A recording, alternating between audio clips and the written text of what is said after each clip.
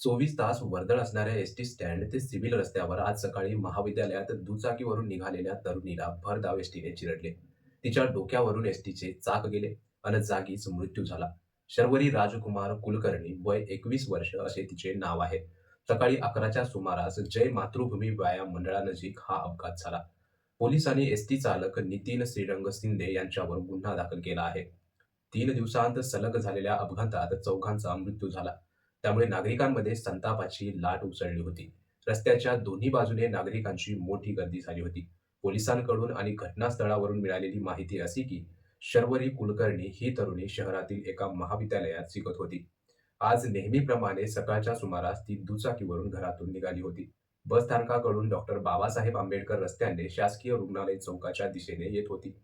नेमक्या त्याच वेळी बसस्थानकातून निघालेली जमखंडी मुंबई ही एसटी देखील त्याच मार्गाने जात होती. जय मातृभूमी व्यायाम मंडळाच्या नजीक एसटी चालकाने शर्वरी कुलकर्णी हिच्या दुचाकीस ओलांडून पुढे जाण्याचा प्रयत्न केला. त्यावेळी वेगात असलेल्या एसटीची दुचाकीस धडक बसली. यामुळे शर्वरी रस्त्यावर पडून एसटीच्या चाकाखाली आल्याचे प्रत्यक्षदर्शींनी सांगितले आहे.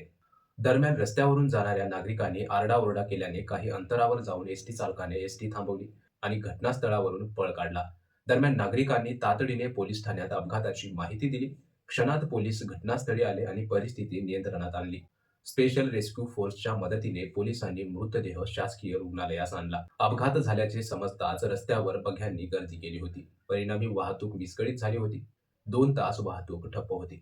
मंडळी, या धक्कादायक बातमीबद्दल तुम्हाला काय वाटते कमेंटमध्ये नक्की मत नोंदवा. धन्यवाद.